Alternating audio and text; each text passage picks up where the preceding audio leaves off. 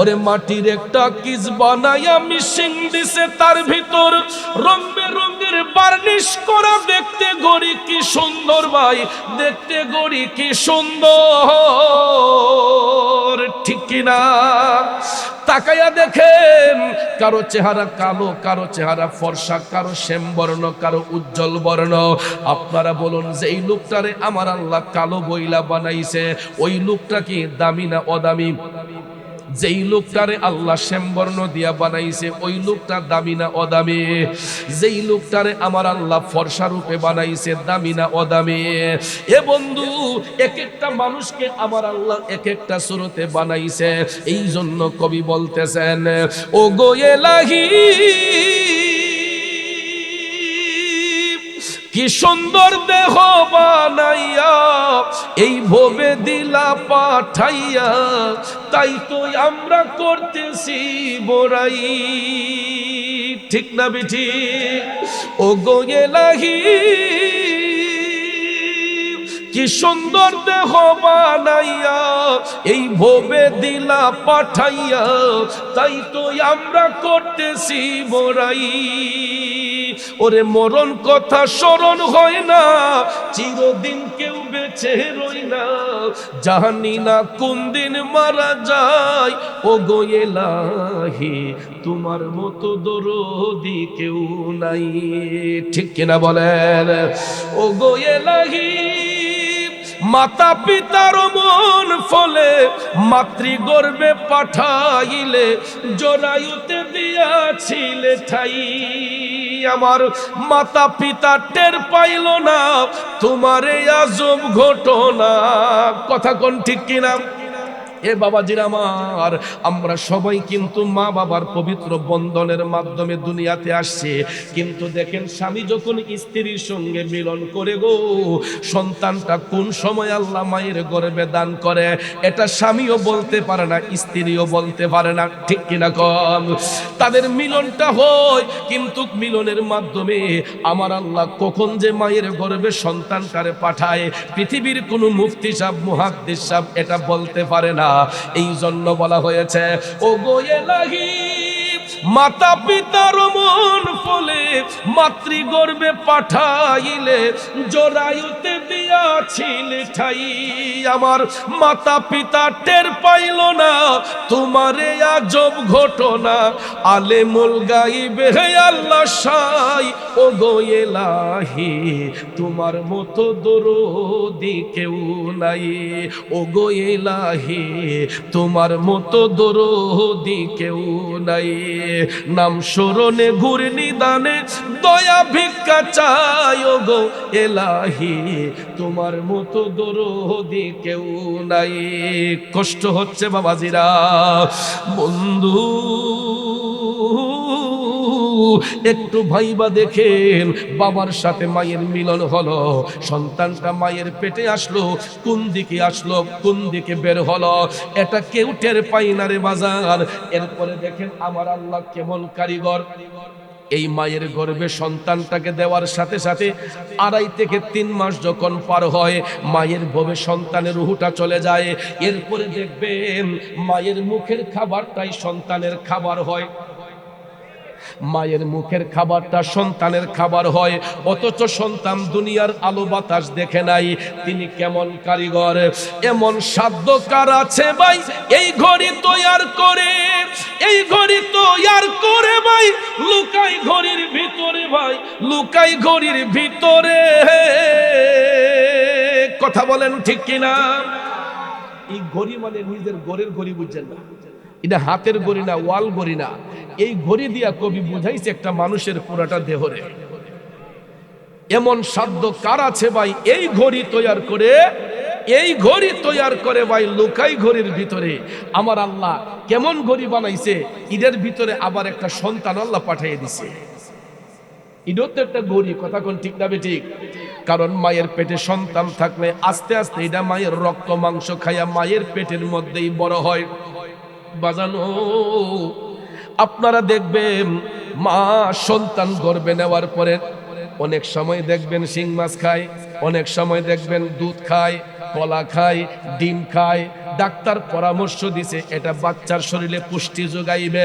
দেখেন খাইছে মায়ের মুখ দিয়া, পুষ্টি গেছে বাচ্চার শরীরে। কথা কোন ঠিক কিনা? কারণ মায়ের নাড়ের সাথে সন্তানের নাড় যুক্ত আছে, মায়ের খাদ্যনালীর সঙ্গে সন্তানের পেটের ভিতরে, মায়ের পেটের ভিতরে সন্তানের খাদ্যনালীর সংযুক্তি আছে। এই জন্য ভাইয়েরা দেখবেন মায়ের মুখের খাবার সন্তানের খাবার হয়। ওই সন্তানটা আস্তে আস্তে মায়ের রক্ত মাংস খাইয়া মায়ের মুখের খাবার তার দেহের মধ্যে যাইয়া রুষ্টপুষ্ট হওয়ার পরে মায়ের পেটের মধ্যেই সন্তানের হাত হইয়া যায়, পাও হইয়া যায়, চোখ হইয়া যায়, নাক হইয়া যায়, কান হইয়া যায়, মাথার মধ্যে চুলও গজায়। ঠিক না বেঠিক? একদম কমপ্লিট পরিপূর্ণ হইয়া মায়ের লজ্জাস্থান দিয়া হোক, সিজারের মাধ্যমে হোক, সন্তানটা দুনিয়ার আলো বাতাস দেখে। প্রশ্ন হলো, এতদিন মায়ের পেটে থাকলাম, মারে কষ্ট দিলাম, তা সত্ত্বেও মায়ের চেহারার সাথে সন্তানের চেহারার কোনো মিল থাকে না। কেমন কারিগর আমার আল্লাহ! এক একটা মানুষরে এক একটা রূপ দিয়া বানাইছে। ওরে কোরআন হাদিস কইলা দেখো ভাই, আদম তো সামান্য নয়। ওরে আদম দিয়া কুদরতুল্লাহ এই ভবেতে প্রকাশ হই। কোরআন হাদিস কইলা দেখো ভাই, আদম তো সামান্য নয়। কথা কোন ঠিক কিনা? বাজান আমার, এক একটা মানুষের রূপের সাথে আর একটা মানুষের রূপের মিল নাই। এখন এটা নিয়ে একটু গবেষণা করেন না, কেন কারোর চেহারার সাথে কারো চেহারার মিল থাকে না? অন্যান্য প্রাণীর আকার আকৃতি নাই, নমুনা এক হয়, কিন্তু মানুষের রূপের সাথে কারো রূপের কেন কোনো মিল হয় না? এটা নিয়ে কোনোদিন কি গবেষণা করে দেখছেননি? বাজান আমার, একটু হাকিকতের দৃষ্টিতে নজর করলে দেখবেন আমার আল্লাহ দয়াল নবীর পৃথিবীর মধ্যে পাঠাইছিলেন সূরতে বাশার রূপ দিয়া। ঠিক না বেঠিক? তাই বলে কি আমাদের মতো মানুষ? তিনি তো সূরতে বাশার, মূলত মানুষ, হাকিকতে তিনি আল্লাহর নূর। ঠিক না বেঠিক? যাতে পৃথিবীর কোন মানুষ কোনদিন বলতে পারে না ওই ব্যক্তিটা নবীর মতো, ওই ব্যক্তিটা নবীর মতো, ওই ব্যক্তির চেহারাটা নবীর মতো। এই কথাটা যাতে পৃথিবীর কোনো মানুষ কোনোদিন বলতে পারে না। এই কারণে আমার আল্লাহ কয়, আমি সেই কারিগর, আমি আদম সৃষ্টি করেছি, কিন্তু কারো রূপের সাথে কারো কোনো রূপের মিল রাখবো না। এক একটা আদমকে এক একটা রূপ আমি আল্লাহ দান করব, এক একটা আদম সন্তানকে এক একটা রূপ দিয়ে আমি গঠন করব। এই জন্য আল্লাহ তাআলা কয়, হুয়াল্লাযী ইউসাউবিরুকুম ফিল আরহামি কাইফা ইয়াশা। তিনি সেই সত্তা যিনি জরায়ুর মধ্যে তোমাদের আকৃতি গঠন করে দিয়েছেন। বন্ধুরা আমার, বাবাজিরা আমার, সন্তানটা কালো হবে না ফর্সা হবে, শ্যামবর্ণ হবে না উজ্জ্বল বর্ণ হবে, দুনিয়াতে আসার আগেই আমার আল্লাহ নির্ধারণ করে রাখছে। অনেক সময় দেখবেন ফর্সা মায়ের পেট থেকে কালো সন্তান আসেনি। মার চেহারা সুন্দর, কিন্তু দেখবেন মায়ের গর্ভ থেকে সন্তান ভূমিষ্ঠ হয়েছে, এটা কালা। তাই বলে কি তারা কাইল্লা কোন যাব? কালো সন্তান হলো, দেখবেন মা কই এটা আমার জাদু, আমার সোনার টুকরো। কথা কোন ঠিক না বেঠিক? আমার লক্ষ্মী সোনামণি। এরকম ভাবে দেখবেন নাক বোচা হোক, কান কাটা হোক, হাত বাঁকা হোক, পাও বাঁকা হোক, মায়ের কাছে সন্তান হলো চাঁদের চাইতে দামি। কথা বলেন ঠিক কিনা? একটু আগে স্বামী মিরাজ এটা বলছিল, লেংরা আতুর কানা খোরা হইলে পরে ছেলে, দোলা যাইরা তবু মায়ের টান দিয়া লয় কোলে। পুত্র যদি কুপুত্র হয় মায়ে নাহি ঠেলে, হাজার দোষ রাখিয়া গোপন সন্তানের পালে। কবি শাহ আলম ভেবে বলে, জান্নাত মায়ের চরম তলে রে, তোরা দেখ বুখারী হাদিস খুলে করছেন নবী ঘোষণা। দুঃখের দরদি আমার জনম দুঃখী মা, মাগো গর্ভধারিণী মা, জনম দুঃখিনী মা, দুঃখের দরদি আমার জনম দুঃখী মা। বন্ধুরে, কালো হোক, শ্যামবর্ণ হোক, ফর্সা হোক, উজ্জ্বল বর্ণ হোক, মার কাছে সন্তান চাঁদের চাইতো দামি। কথা কোন ঠিক কিনা? এই জন্য বাবাজিরা আমার, কোনোদিন কোনো মানুষকে নিয়ে ক্রিটিসাইজ করবেন না, কোনোদিন কোনো মানুষকে নিয়ে বদনাম করবেন না, গীবত করবেন না। কেননা হাদিস শরীফে আমার রাসূল বলেছেন, আল গীবাতু আশাদ্দু মিনাজ জিনা। কোনো মানুষ সম্পর্কে ধারণা না রেখে গীবত করা জিনার চেয়েও খারাপ কাজ। জিনার চেয়েও খারাপ কাজ হলো গীবত করা, পরনিন্দা করা। এই জন্য বাবাজিরা আমার, কোন মানুষকে না যাই না, কোন মানুষ সম্পর্কে ধারণা না রাখা তার সম্পর্কে মন্তব্য করা যাবে না। নির্ভরযোগ্য কারণ থাকতে হবে, অকাট্য প্রমাণ থাকতে হবে, তারপরে কোন মানুষ সম্পর্কে তহমত দিতে হবে। কারণ কোন মানুষ অসাধারণ সাধারণ নয়, প্রত্যেকটা মানুষ অসাধারণ। কথা বলেন ঠিক কিনা? আর কালো হইয়া যদি লোকটা দুনিয়াতে আসে তাই বলে তাকে নিকৃষ্ট মনে করবেন না। নবীর সাহাবীর মধ্যে সবচাইতে কালো ছিলেন হযরতে বেলাল হাবশী রাদিয়াল্লাহু তাআলা আনহু। এই আলোচনা আপনারা বহুবার শুনেছেন। বেলাল হাবশী সাহাবীদের মধ্যে সবচাইতে কালো ছিলেন, কিন্তু যার সিনার মধ্যে ইশকে মুস্তাফার প্রেম থাকার কারণে, হুব্বে মুস্তাফার প্রেম থাকার কারণে আমার নবী বলেছিলেন, বেলাল তুমি আমি নবীর আগে জান্নাতে কদম রাখবা। এত কালো ছিলেন সাহাবীদের মধ্যে, আর কোন কালো সাহাবী এত ছিলেন না। হযরতে বেলাল রাদিয়াল্লাহু তাআলা আনহু খুব কালো ছিলেন, কিন্তু যার অন্তর ছিল নূরের আলোয় আলো। কষ্ট হইতেছে? আমার নবী ডাক দিলেন, বেলাল তুমি তো আমার আগে জান্নাতে কদম রাখবা। এটা শোনার সাথে সাথে হযরতে বেলাল টপ টপ করে চোখের পানি ছেড়ে কান্না করে তিনি কাঁপতে শুরু করলেন। বেলাল হাবশী ভাবলেন, নিশ্চয়ই আমি মনে হয় বড় ধরনের কোনো অন্যায় করে ফেলছি। তিনি কাঁপতে শুরু করলেন। আমার রাসূল বললেন, বেলাল তুমি কাঁপো কেন? বেলাল হাবশী ডাক দিয়ে কই, নবী গো, নিশ্চয় আমি বড় ধরনের কোনো অন্যায় মনে হয় করে ফেলেছি, নাইলে আপনি দুজাহানের সরদার, আপনার আগে আমি বেলাল কেমনে জান্নাতে কদম রাখবো? আমার রাসূল ডাক দিয়ে কই, বেলাল এই কারণে তুমি আমার আগে জান্নাতে কদম রাখবা, হাসরের ময়দানে আমার আল্লাহ আমি রাসূলকে বহন করার জন্য একটা জান্নাতি সাওয়ারি পাঠাবে। এই বাহনটার সামনে একটা শিকল থাকবে। বেলাল রে, ওই শিকলটা টানার জন্য আমার আল্লাহ যাকে মনোনীত করবেন ওই ব্যক্তিটাই হলো তুমি বেলাল। এ বেলাল, হাসরের মাঠে আল্লাহ রাব্বুল আলামিন আমি নবীকে বহন করার জন্য যেই জান্নাতি সাওয়ারি পাঠাইবেন, এটা টাইনা নেওয়ার জন্য তার সামনে একটা শিকল থাকবে, আর ওই শিকলটা থাকবে তোমার কাঁধের মধ্যে। যেহেতু আমি প্যাসেঞ্জার, তুমি ড্রাইভার। প্যাসেঞ্জার আগে না ড্রাইভার আগে? ড্রাইভার আগে না প্যাসেঞ্জার আগে?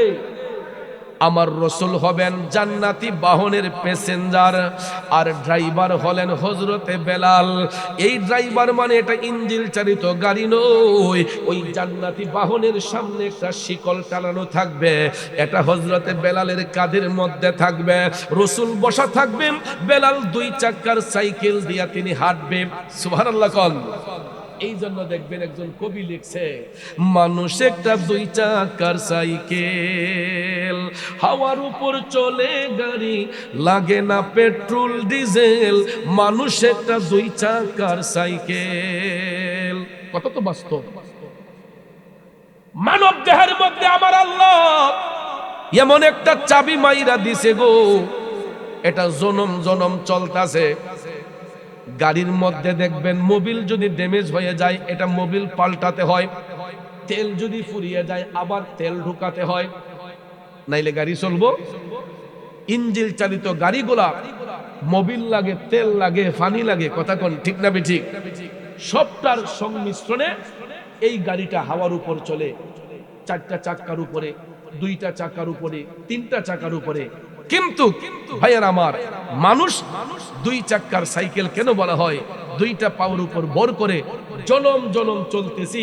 আমার আল্লাহ এমন তেল মোবিল দেহের মধ্যে ফিট কইরা দিছে, মরার আগের দিন পর্যন্ত ইডার পাল্টানো লাগে না। কথা কোন ঠিক কিনা? এই জন্য আমার বাবাজিরা গভীর মনোযোগ, শুধু মানুষের গীবত করবেন না, সৃষ্টি তত্ত্ব নিয়ে একটু গবেষণা করবেন। শুধু মানুষ নিয়ে মন্তব্য করবেন না, চায়ের দোকানে বৈশা মানুষ নিয়ে মন্তব্য করবেন না, গীবত না কইরা নিজের দেহটারে নিয়ে একটুবার ভাবেন।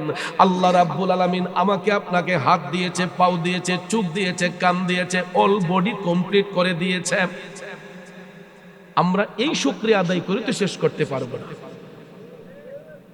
যেই লোকটার একটা পাও নাই, যেই লোকের একটা পাও নাই, ওই লোকটা আফসোস করে, আল্লাহ গো, আমার যদি দুইটা পাও থাকতো তাইলে তো আমি হেরার মতো সুন্দর করে আটলাম হইলে। যেই লোকের দুইটা পাও নাই, এই লোকে আফসোস করে, আল্লাহ তুমি যদি আমার একটা পাও দিতা, তারপরও তো একটা পাওয়ার উপরে বোর করে আটতাল্লাহ হইলে। কথা কর। যেই লোকটার একটা চোখ নাই, ওই ব্যক্তিটা বলে, আল্লাহ তুমি যদি আমার হেরার মতো দুইটা চোখ দিতা, তাইলে তো আমি সমানে ডাইনে বামে ভালোই দেখতাম। যেই লোকের দুইটা চোখ নাই, এই লোকে আল্লাহর কাছে আরাধনা দেন, আল্লাহ তোমার দুনিয়াটা কত সুন্দর, যদি একটা চোখ আমারে দিতা, তারপরে তো দেখলাম হইলে। কিন্তু আল্লাহ রাব্বুল আলামিন তো আমাদেরকে দুইটা চক্ষু দিয়েছেন, দুইটা হাত দিয়েছেন, দুইটা পা দিয়েছেন। স্বয়ং সম্পূর্ণ করে আল্লাহ তাআলা আমাকে আপনাকে সৃষ্টি করেছেন। আমরা তো একবার সেই শুকরিয়া আদায় করি না, বরঞ্চ এই হাত দিয়ে আরেকজনকে আঘাত করি, এই পা দিয়ে আরেকজনকে লাথি মারি। ওরে সৃষ্টিকর্তার ইশারাতে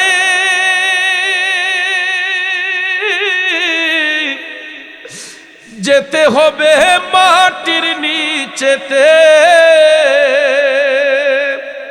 আরে চলবে না আর বাহাদুরি, যাহা করতে দুনিয়ায়, হায়রে যাহা করতে দুনিয়ায়, ওরে দম ফুরাইলে রঙের জলসা যাইব শেষ হইয়া। ঠিক কিনা বলেন বন্ধু? আল্লাহ রাব্বুল আলামিন আপনাকে আমাকে স্বয়ং সম্পূর্ণ করে সৃষ্টি করেছে। হাত ভাঙ্গা দেয় নাই, পাও ভাঙ্গা দেয় নাই, স্বয়ং সম্পূর্ণ করে আল্লাহ তাআলা সৃষ্টি করেছে।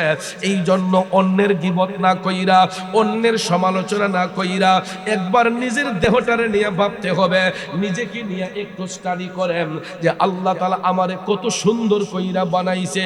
এই শুকরিয়া আদায় কইরা প্রতিনিয়ত আমার আল্লাহরে সিজদা করবেন নামাজের মাধ্যমে। কিন্তু নামাজ পড়ব দূরের কথা, আমরা তো মসজিদের দ্বার কাছেও যাইতে চাই না। আমি চ্যালেঞ্জ করে বলতে পারবো, এখন আমার মাহফিলে যেই শ্রোতারা বসছেন, এখানে অর্ধেকেরও বেশি মানুষ আজকে আছেন এশারের নামাজ কাজা হয়েছে, মাগরিব কাজা হয়েছে, আসর কাজা হয়েছে, জোহর কাজা হয়েছে। ফজরের কথা বললে লজ্জা চলে আসে। ফজরের টাইমে তো নামাজ পড়ব দূরের কথা, কম্বলের নিচ থেকে উঠতেই তো মন চায় না। ঠিক না বেটি? আর পড়বই বা কেমনে রে বাজান? এই যে একটা মুনাজাত, এটা কইলাম সবার হাতে আছে। আগে দেখতাম ফুলাফানেরা তো, ওখান প্রায় সময় দেখি মুরব্বীরা ওইটা করে। ঠিক না বেটি? আগে দেখতাম শুধু ফুলাফান ওই টিপাটিপি করে মোবাইল, ওহন দেখি হমান তালে। কথা কোন ঠিক না বেটি? জিগাইলে কিটাও কাহা এটা দি অ্যান্ড্রয়েড কাও ফুলা বিদেশ থেকে ফোন দে একটু ইমুদা কথা কোন লাগে। ঠিক না বেটি?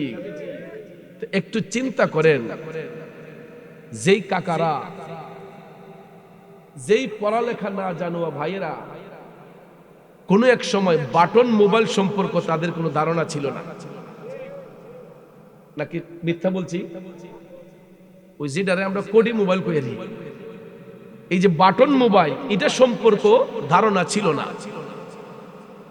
আমরা ছোটবেলায় দেখতাম গ্রামীণ ফোনের ফোনটা যখন আইতো, তখন এটা কথাটা শুনবার লেগে কানের লগে নিয়ে কান লাগাই কথা এটা কেমনে কথা কো, ঠিক না ঠিক? মোবাইল কেমনে কার্টুন লাগে, কেমনে কল লাগানি লাগে, এই ধারণাও অনেকের ছিল না। এরপরে আস্তে আস্তে যুগের তালে টিপতে টিপতে কোনটা মিস কল, কোনটা ডায়াল কল, কোনটা রিসিভ কল ফুলা বানিয়ে খেলেছে। এরপরে যখন চাইনা মোবাইল বাড়িছে, চাইনা মোবাইল যখন বাড়িছে ওখান দেখা যায় এটার মধ্যে টর্চ লাইট বেড়াই আছে। এরপরে আগে যে টেপ রেকর্ডার ফোহটো লইয়া ওয়াকম্যান কানো লইয়া ঘুরতো ইতেও নাই, ওখান দেখা যায় এই চাইনা সিটির মাঝে বামবামি করে, ঠিক না ঠিক? দিন মজুর থেকে নিয়ে রিক্সা চালক সবাই ফোহরের মধ্যে লাগে, ওই গানও শুনতেছে, মোবাইলও টিপতেছে, টর্চ লাইটও দিতেছে। চাইনা মোবাইলের আওয়াজ তো মাশাআল্লাহ খুব কম, ওই কইলাইছে মাইকের মতো। তখন বাটন মোবাইল সম্পর্কে মানুষ ইউজ করতে করতে ভালো ধারণা যখন হয়ে গেছে, আস্তে আস্তে আসছে অ্যান্ড্রয়েড, যেটা ইন্টারনেটের মাধ্যমে সারা বিশ্বের খবর মুহূর্তের মধ্যে রাখা যায়। Google software, YouTube, Facebook, Twitter, তারপরে ভাইবার, মেসেঞ্জার, হোয়াটসঅ্যাপ, বন্ধুরা আমার বিভিন্ন গণমাধ্যমের খবরাখবর মুহূর্তের মধ্যেই সোশ্যাল মিডিয়া আমাদের হাতের মুঠোয়। কুস্তুলে কয় দেখছি ফেসবুক, আগে ভোলা মানে কই তখন চাচারাও কত ফেসবুকও দেখছি। যেই কাকারা মোবাইল ফোন সম্পর্কে, অ্যান্ড্রয়েড সম্পর্কে ধারণাই ছিল না, এই মিয়ারও হন্দি কোনটা মেসেঞ্জার, কোনটা ফেসবুক, কোনটা ইমো, কোনটা হোয়াটসঅ্যাপ, এটা ভালো করেই জানে। কিন্তু বাজান ইডার কারণে ভালোবাসা, মহব্বত, স্বামী স্ত্রীর যেই মহব্বত ইডা পর্যন্ত কমে যেতেছে। এত কষ্ট করে বাহির থেকে যায়, গট্টার মাঝে গিয়ে বিছনাটা ফুরি, হুজুর ফাঁকদা তো এমদা শুয়ে থাকে, ম্যাডাম দুইজন তো এক খাটে শোয়, ওখান দেওয়া যায়। ইডা থাকার কারণে একজনে এই করণে টিপে এমনে, আর একজনে এই করণে টিপে এমনে, টিপতে টিপতে টিপতে তাদের যেই গুরুত্বপূর্ণ সময়, এই সময় পার হইয়া যায়। হঠাৎ করে দেখা যায় মসজিদের মাইকে এলান হচ্ছে, আসসালাতু খায়রুম মিনান নাওম।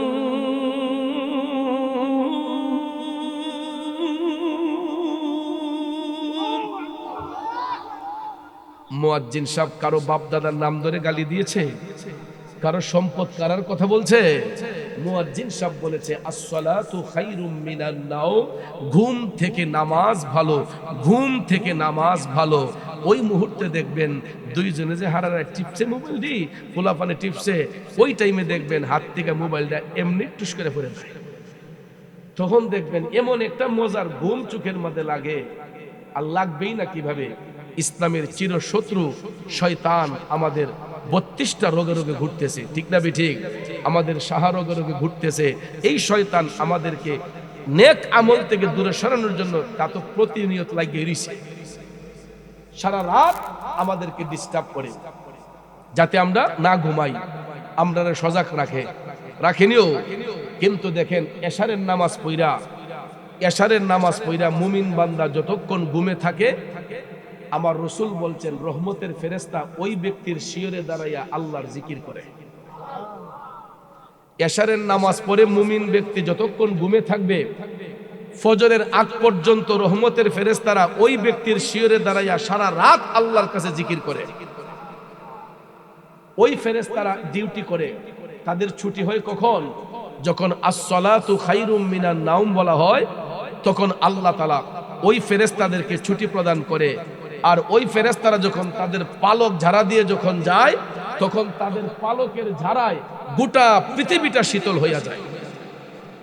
আপনারা দেখবেন ফজরের পরের যে সময়টা, ফজরের টাইমে গায়ের মধ্যে একটা শীতল হাওয়া লাগে না? চৈত্র মাসের প্রখর রুদ্র যদি হয়, গরমের তীব্র তাপ যদি হয়, তখনও দেখবেন ফজরের টাইমে সকালবেলায় ভোরবেলায় শরীরের মধ্যে একটা ঠান্ডা বাতাস আইসা লাগে। এটা এমনিতে লাগে না। যেই ফেরেশতারা সারা রাত মুমিনদের শিয়রে দাঁড়ায় আল্লাহর জিকির করে, রাসূল বলেন আসসালাতু খায়রুম মিনান নাওম, এই শব্দটা বলার সাথে সাথে আল্লাহ তাআলা ওই ফেরেশতাদেরকে ছুটি প্রদান করে। এরা যখন তাদের পালক ঝাড়া দিয়া যায়, তাদের পালকের ঝাড়ায় গোটা পৃথিবী শীতল হয়ে যায়। এই জন্য আমার রাসূল বলছেন, ফজরের টাইমে তোমরা ঘরের দরজা জানালা ওপেন করে দাও। ফজরের টাইমে ভোরবেলা তোমাদের ঘরের দরজা জানালা সব খুলে দাও, কারণ ওই মুহূর্তে যেই হাওয়াটা ঘরের ভিতর ঢুকে, এই ঘরের মধ্যে আর কলেরা রোগ বেমার থাকবে না। ফজরের ভোরবেলার যেই বাতাসটা, এটা বিজ্ঞানও বলে, কোরআনও বলে, সুন্নাহও বলে, এই ভোরবেলার বাতাসটা স্বাস্থ্যসম্মত বাতাস। এই জন্য দেখবেন ডায়াবেটিসের রোগী যারা ডাক্তারের কাছে গেলেই কয় যে সকালবেলা ভোরে উঠে হাইটেন। ডাক্তার তো বৈজ্ঞানিক পরামর্শ দিচ্ছে, কিন্তু আমার রাসূল সুন্নাতের মাধ্যমে বলেছেন, রাসূল বলেছেন ভোরবেলার বাতাসটা স্বাস্থ্যসম্মত। এই সময় রহমতের ফেরেশতারা ছুটি হয়, এদের পালকের ঝাড়া দিয়ে যায়, গোটা পৃথিবী শীতল হয়ে যায়। আর ওই হাওয়াটা যার গায়ের মধ্যে লাগবে, যার ঘরে প্রবেশ করবে, ওই ঘরের মধ্যে কোনো রোগ বেমার, কলেরা রোগ বেমার থাকবে না। কিন্তু আমরা কি এটা করি? ফজরের টাইমে দেখা যায় আমাদের দরজা জানলা আরো বেশি টাইট করে লাগাই রাখি, কথা বল। কিন্তু কোন এক সময় আমরা দেখতাম আমাদের বাপ চাচারা, মা চাচিরা ফজরের টাইমে ঘুম থেকে ওইটা তারা কোরআন তেলাওয়াত করতেন, নামাজ পড়তেন। এরপরে ঘর বাড়ি ঝাড়ু দিয়া বিসমিল্লাহ বইলা চুলার মধ্যে আগুন দিতেন। ইনো 100-র মাঝে 90 জন মনে আছে হন মা চাচি রাতের নাস্তা খায় না, পরিবারের রাতের নাস্তা খায় না। খাইবো কেমনে? শাসটল একদম কাছে, জায়গায় জায়গায় খাবারের হোটেল। এবারে আউযুবিল্লাহ বিসমিল্লাহ কইছে কিনা এটা তো সন্দেহ আছে। এটা গুমতুনিটা চোখ কষলাইয়া গামছা একটা কোমর বাইন্দা এই বেদুম খাই ডলতাছে, মলতাছে, আবার এখনো মদ দিতাছে, কথা কোন ঠিক না বেঠিক? মাঝে মাঝে ইটাও করতেছে, কইরা বেলুন দিয়া গসতাছে, কথা কোন ঠিক না? কোনো কোনো সময় দেখা যায় সোয়াবিনের লগে ফার্ম অয়েল মিশাইলা।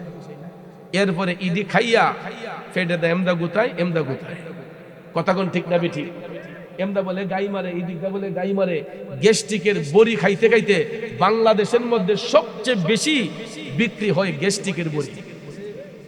ফার্মেসি গুলাকে জিজ্ঞেস করে দেখবেন বাংলাদেশে সবচেয়ে বেশি বিক্রি হয় গ্যাস্ট্রিকের বড়ি, গ্যাস্ট্রিকের ট্যাবলেট। কেন জানেন? এই যে আমরা তৈলাক্ত জিনিসগুলা খাইতে খাইতে আমরা গ্যাস্ট্রিক আক্রান্ত হয়েছে। কিন্তু ভাইয়ের আমার, ওই ব্যক্তিরা যদি মুত্তাকি হতো, দিনদার হতো, নামাজি হতো, বিসমিল্লাহ শহীদ যদি ওই খাবারটা গ্রহণ করত, আর ওই খাবারটা যদি সুন্দর পবিত্রতা হাসিল করে তৈরি হইতো, এইটার দ্বারা পেটের মধ্যে কোনো ট্রাবল হইতো না, কথা কোন ঠিক না বেঠিক?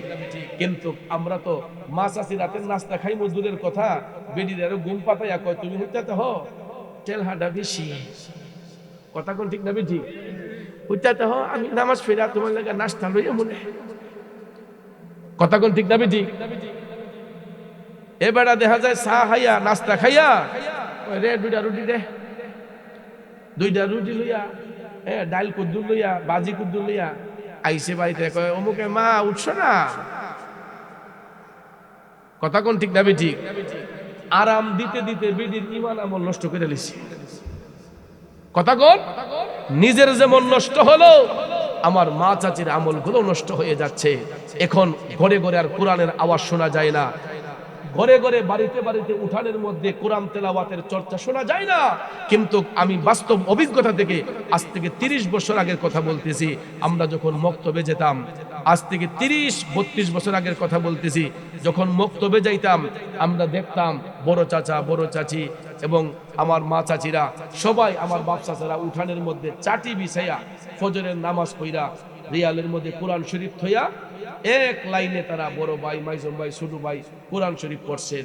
এরপরে মা চাচিরা ঘরের ভিতর কোরআন তেলাওয়াত করছেন। এরপরে ঘর বাড়ি ঝাড়ু দিয়া বিসমিল্লাহ কইয়া সুঙ্গাদা ফু দিয়া চুলাত আগুন দিছে। এই খাবার খাইয়া, এই নাস্তা পানি খাইয়া বাপ চাচারা কেউ অফিস আদালতে গেছে, কেউ ক্ষেত খামারও গেছে, ব্যবসার মধ্যে গেছে। ওই খাবার খাইলে পরে গ্যাস্ট্রিকে জ্বালাইছে না, কারণ এটা তো হালাল পন্থায় তৈরি হয়েছে, বিসমিল্লাহ শহীদ তৈরি হয়েছে, হালাল ভাবে এটা তৈরি হয়েছে। এই খাবার খাইলে কোনোদিন পেটে ট্রাবল হওয়ার কথা নয় এবং ভয়ও নাই। আগের মানুষের কি অত গ্যাস্ট্রিক আছিল? এত গ্যাস্ট্রিকের বড়ি খাইতে হয় নাই, এত রোগ বেমারও তাদের আসে নাই। না আসার কারণ হলো তাদের ঈমানটা তাজা ছিল, তাদের আমলটা মজবুত ছিল। আর যুগ যত ডেভেলপ হচ্ছে আমাদের ঈমান আমলের জোর কমে যাইতেছে। আগে তো মাছ আছিরা সুঙ্গা দা ফু দিয়ে আগুন ধরাইতো, আর ওহন আর সুঙ্গা লাগে না, ম্যাচ লাইটও লাগে না, গ্যাস লাইটও লাগে না, টিপ মারলো আগুন ফাল ধরতে যাবে না। মিথ্যা বললা? গ্যাসের চুলা আনলে কয় ওটু চুলা আনিস, ওটু চুলা আউযুবিল্লাহ নাই বিসমিল্লাহ নাই, টিপ মারলো আগুন ফাল ধরতে যাবে। কথা কোন ঠিক না বেঠিক? আমার বাবাজিরা, যুগ যত ডেভেলপ হচ্ছে আমাদের ঈমান আমলও তো ডেভেলপ হওয়া দরকার ছিল। কিন্তু দেখা যায় এমন একটা ফিতনার যুগে আমরা আসছি গো, আমরা জানের মধ্যে আরাম দিতে দিতে আর রূপ জইতো না ওইতো না। কেন ইহান থেকে বিটগড় বাজারে যাইব, এই আইটা যাইতো জানে বলে কুলায় না, কয় ওটু ডান দি। আর যদি হাইটটা যাইতো ব্লাড সার্কুলেশনটা ঠিক থাকতো, শরীরের ব্লাড সার্কুলেশন ঠিক থাকতো। কিন্তু গড়টা থেকে বাইরে ওটু ডানস না, কারণ ফটো পয়সা যেমন আছে গাড়িও তো আছে, ঠিক না বেঠিক? আর আমরা দেশের ড্রাইভারও তো মাশাআল্লাহ গুরুত মাইরই একটা মুসর মাইরে রোডের লামা। কথা কন? আরে বাপরে, ইডির বইলে কি আর হেরা নিজে মনে করে একজন বিমানের পাইলট মনে করে। কথা কন? আমরা বেড়াইতে প্রাইভেট কার দৌড়াই, মাঝে মাঝে অনেক সিফার রাস্তা গেলে আছে না, একটু বেল দিলে সাইড দেওয়ার লেগা গাড়টার এমনি সাই বেহা করে সাইয়ে কি করে এমনি একটা কেরাডি মারে। মাইরে তুই কি করে জানেননি? গাড়ির মধ্যে দাগ লাগাই দিয়ে, দাগ লাগাই নিলে পরে গাড়ি থামায় যদি কই বা এটা কি করলেন, গরিব মানুষ বুঝছি না। এক কথা কই, গরিব মানুষ বুঝছে না। স্যার যেন যদি ধরে শহরের ভিতরে হুজুর গরিব মানুষ কি করবেন, আপনারা তো আল্লাহ দিব, এমনি কইলাম ভর্তি করে লিছে, আল্লাহ বলে দিব।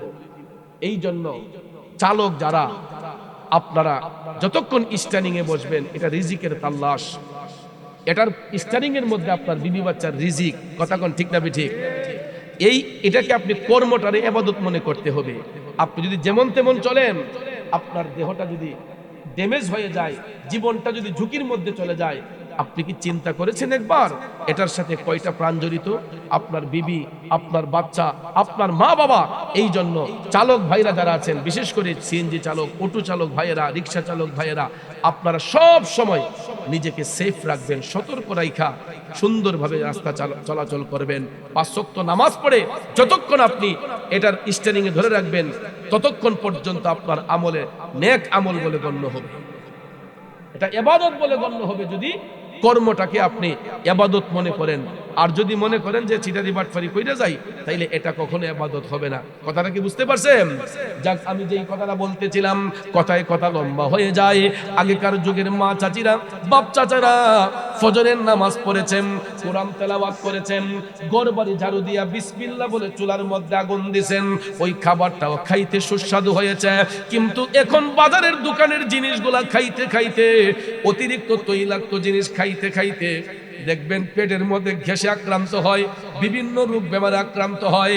আর এখন বর্তমানের যুগে মানুষ নামাজের দিকে দাবিত হয় না। এই সারা রাত মোবাইল টিপতে টিপতে এমন একটা টাইমে শয়তান আমাদেরকে ঘুম পাড়ায়, যখন মুয়াজ্জিন সাহেব বলেন আসসালাতু খায়রুম মিনান নাম, ঘুম থেকে নামাজ ভালো, ঘুম থেকে নামাজ ভালো, তখন দেখবেন আমার দেশের ছেলেরা এরা বলে না হুজুর এই মুহূর্তে আমাদের ঘুমটাই ভালো, ইচ্ছে মতো ঘুমাইয়া বাসি কি এমন বাসি ডাকতে ডাকতে সে একবারে বাসি দুমদুমি করে। সকালবেলা জিগাইলে কাউ রাত্রে যে কতদূর মোবাইল টিপছি নি, চোখ যে লাগছে আজান কেমন দিয়েছে কইতে পারি না। ঠিক না বেঠিক? ঠিক না বেঠিক? বাবাজিরা আমার, আপনাদের পায়ে হাত ধরে জানতে চাই, এই যে ফজরের নামাজটা কাজা করে আমি ঘুমাইলাম, ঘুমের ঘরে আমার আপনার মরণ হতে পারে কি পারে না? পৃথিবীর ইতিহাসে এমন ঘটনা আছে নিরে বাজান, ঘুমের ঘরে মরণ হতে পারে কি পারে না? এই জন্য কবি বলেছেন কেমন করে ঘুমাও তুমি, কেমন করে ঘুমাও তুমি, ফজর করে কাজা, এমনও তো হতে পারে জোহরে জানাজা। ঠিক না বেঠিক? ঘুমাইছেন সুস্থ শরীর নিয়া, কিন্তু দেখা যায় আপনার পরিচয় হইছে লাশ বইলা। কথা বলেন ঠিক কিনা? ঘুমাইলাম সুস্থ শরীর নিয়া, ভাইয়ের আমার উঠার আগেই দেখা যায় ওই ব্যক্তি জন্মের ঘুম ঘুমাইয়া গেছে, লাশ হয়ে গেছে। ফজরের নামাজ কাজা করেছে, জোহরে জানাজার সময় এসেছে। এই জন্য ভাইয়ের আমার এখনো সময় আছে। ইত্তাকুল্লাহ, আল্লাহকে ভয় করতে হবে, 5 ওয়াক্ত নামাজ পড়তে হবে। ঠিক কিনা বলেন?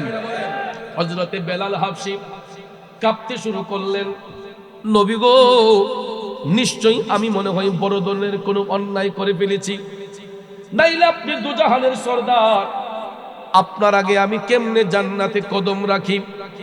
আমার রাসূল বলে, বেলাল রে, এই কারণে তুমি জান্নাতে আগে কদম রাখবা। হাসরের ময়দানে আল্লাহ তাআলা আমি নবীর জন্য যেই সাওয়ারি পাঠাইব, এই সাওয়ারিটা থাকবে তোমার কাঁধের মধ্যে। কাজেই তুমি যখন এই সাওয়ারি, এই শিকল যখন কাঁধে নিয়ে হাঁটতে থাকবা, জান্নাতের দরজা যখন খোলা হবে, অবশ্যই তুমি বেলালের কদমটা আগে জান্নাতে পড়বে। ঠিক না বেঠিক? আরো জোরে কোন ঠিক না বেঠিক? বেলাল হাবশী যেহেতু আগে থাকবেন শিকল টানার জন্য, অবশ্যই জান্নাতের দরজা খোলার পরে বেলাল হাবশীর কদমটা আগে পড়বে। এই জন্য আমার রাসূল বলেছেন, বেলাল তুমি আমি নবীর আগে জান্নাতে কদম রাখবা। নবীর কথা সত্য না মিথ্যা? জোরে কোন সত্য না মিথ্যা? এই জন্য আমার বাবাজিরা, কালো হোক, শ্যামবর্ণ হোক, ফর্সা হোক, উজ্জ্বল হোক, কোনোদিন কোনো মানুষকে নিয়ে ক্রিটিসাইজ করবেন না, মন্তব্য করবেন না। কারণ ওই কালো ব্যক্তিটার অন্তর যদি সুন্দর হয়, কালো ব্যক্তিটার আত্মা যদি শুদ্ধ হয়, ওই কালো মানুষটারও বান্দা থেকে আমার আল্লাহ বন্ধুরূপে গ্রহণ করতে পারে। আমরা তো লেবাসদারি মানুষ, লেবাস লাগাইয়া আমরা দেখবেন কিছু কিছু মজ্জুব পাগল আছে, এদেরকে নিন্দা করি। আর আমরা তলে তলে নামাজ পড়া, সুদ খাই, ঘুষ খাই, সিটারি, বাটফারি যা আছে ওগুলো তুই করি। আর মজনুন পাগল যারা, এরা দুনিয়াটারে লাথি মাইরা, এরা ফেরারি হইয়া আল্লাহরে পাওয়ার লেগে ঘুরে। একটু আগে কথাটা বলে আসছি, কিশোরগঞ্জের একটা মসজিদের নাম আছে পাগলা মসজিদ, আসেনি বাজার? এই মসজিদে নামাজ পড়ার জন্য বিভিন্ন জেলা উপজেলা থেকে মানুষ যায়, পাগলার মাজার জিয়ারত করত আর পাগলার মসজিদে গিয়া নামাজ আদায় করত। মসজিদ কার ঘর? বানাইছে পাগলা। বানাইছে কে? পাগলাই এই জায়গার মাঝে মসজিদ বানাইয়া, পাগলা তো চলে গেছে, তো এলাকার মানুষে কইতো, তে কেরে মসজিদ বানাইছে, নামাজ পড়ে না? তে নামাজ পড়ে না, হে মসজিদ বানাইছে। আর ওই পাগলারে ওই এলাকার মানুষগুলা অবজ্ঞা করত, তাকে নিয়ে মন্তব্য করত, তার উপর পাথর ছুঁড়ে মারতো, ইট পাটকল মারতো, পাগলার শরীর দিয়ে রক্ত ঝরতো। পাগলা কয়, রে নামাজিরা, তোরা তো ভাবছ আমি দুনিয়া লোভী পাগল। আমি দুনিয়া লোভী পাগল না, আমি আমার মৌলার প্রেমের পাগল। আমার বাবাজিরা, বন্ধুরা, লোক দেখানো ইবাদতকারী জাহান্নামের সবচাইতে নিকৃষ্ট জায়গার মধ্যে থাকবে। সহিহ তিরমিজিতে আসছে, ওই জায়গাটার নাম হলো জুব্বুল হুজন। নাম কি? এটা সহিহ তিরমিজিতে আসছে, জাহান্নামের সবচাইতে নিকৃষ্ট খারাপ জায়গা হচ্ছে জুব্বুল হুজন। এর চাইতে খারাপ কোনো জায়গা জাহান্নামে নাই। তো এখানে দুজকি মানুষের শরীরের পচা পুইসগুলা গিয়া এক জায়গায় ডাম্পিং হয়। পৌরসভার নর্দমা দেখবেন ড্রেন দিয়া গিয়া একটা জায়গার মধ্যে গিয়া যায়, এই ডাম্পিং করা হয়। নর্দমা রাখার জন্য, বর্জ্য রাখার জন্য আলাদা দেখবেন ডাম্পিং করা হয়। নালা দিয়ে যেই ময়লা যায় এগুলারে জমায়া আবার দেখবেন একটা জায়গায় নিয়ে ডাম্পিং করা হয়। তো দুজকি মানুষের শরীরের পচা পুইসগুলা একটা ড্রেন দিয়া গিয়া একটা জায়গায় ডাম্পিং হয়। এই জায়গাটার নাম হচ্ছে জুব্বুল হুজন। আর এই জুব্বুল হুজনে লোক দেখানো ইবাদতকারীকে, ওই দেখবেন কিছু কিছু মুসল্লি, তুমি নামাজ পড়ো না, আমরা তো নামাজ ছাড়া চলি না, নামাজ নিয়ে বেড়াগিরি দেখা আসেনি? নামাজ পড়তে পড়তে কালো দাগ, আবার দেখবেন এমনি মুসল্লি আর তলা দা কইলাম শয়তানি। আছে না কিছু লোক সকালবেলা যেটা কইলে বুঝবেন, এই গাইটা ধুয়াইছে, গাইটা ধুয়াইয়া ফজরের নামাজটা পড়ে গিয়ে টান দেয় বান্ধ, ফজরের নামাজ পড়ে গিয়ে গায়ের বান্ধ টান দিছে, দুধটা ধুয়াইয়া দেখছে যে অন্য দিন থেকে আদা সেটা একটু কম হয়ে গেছে। কম হইতো কেন?